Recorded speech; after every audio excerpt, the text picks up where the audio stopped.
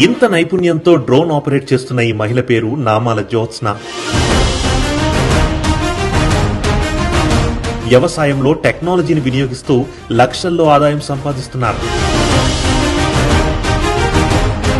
ఒక పొదుపు సంఘం ద్వారా ఆమె ఇంత ఎదిగిందంటే మీరు నమ్ముతారా? ఆమె ఎదగడమే కాదు, మరికొంతమందికి ఉపాధిని కూడా కల్పిస్తుంది.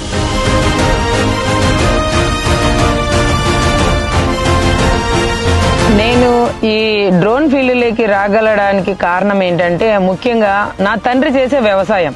ఒక మహిళగా నేను ఈ డ్రోన్ నడపడం అయితే నిజంగా ఫస్ట్ టైం నేను ఈ డ్రోన్ ట్రైనింగ్ అన్నప్పుడు అక్కడ ట్రైనింగ్ తీసుకునేటప్పుడు చాలా భయపడినాను సార్.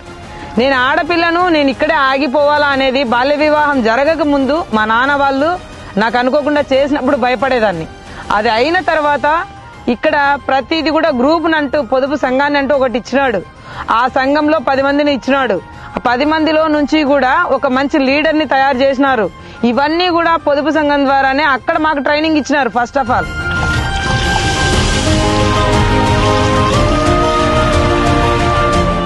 ముఖ్యమంత్రి చంద్రబాబు నాయుడు గారి మాటల్ని స్ఫూర్తిగా తీసుకున్న జ్యోత్స్న ప్రభుత్వం అందించే ప్రతి పథకాన్ని పూర్తి స్థాయిలో వినియోగించుకుంది.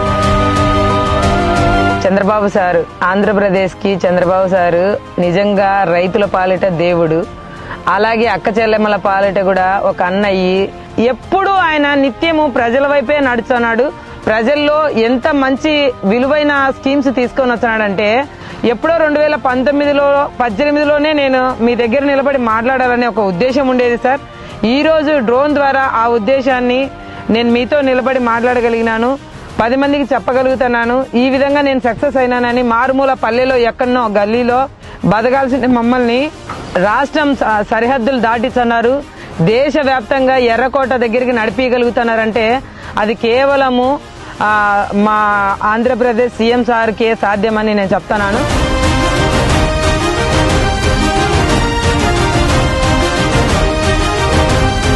మన ఆడబిడ్డలందరికీ డ్రోన్స్ ఎగరేసే కార్యక్రమం తీసుకొస్తున్నా. మొన్నే డ్రోన్ ఎగ్జిబిషన్ పెట్టాం అక్కడ. ఇప్పుడు రైతులకు అండగా నిలబడడానికి మా ఆడబిడ్డలకు డ్రోన్స్ ఇచ్చి ఆ డ్రోన్ ద్వారా మీకు మందులు కొట్టే కార్యక్రమం నాలెడ్జ్ ఎకానమీలో మా ఆడబిడ్డలే పైనుండే విధంగా కార్యక్రమాలు చేస్తానని చెప్పి కూడా నేను మీకు తెలియజేస్తున్నా.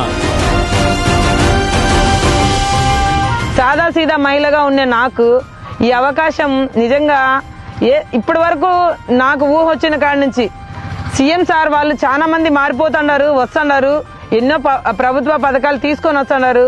కానీ నా పక్కన నిలబడిన మొట్టమొదటి సీఎం సార్ చంద్రబాబు సార్.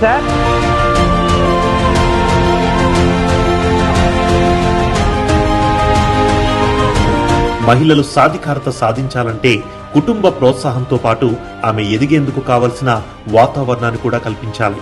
సమర్థవంతమైన నాయకత్వంతోనే అది సాధ్యపడుతుంది. దశాబ్దాల క్రితం చంద్రబాబు నాయుడు గారు మొదలుపెట్టిన సంక్షేమం నేడు ఆమె భవిష్యత్తుకు బంగారు బాటలు వేసింది. ఆయన చూపిన విజన్ ఆమెకు మార్గనిర్దేశం చేస్తోంది.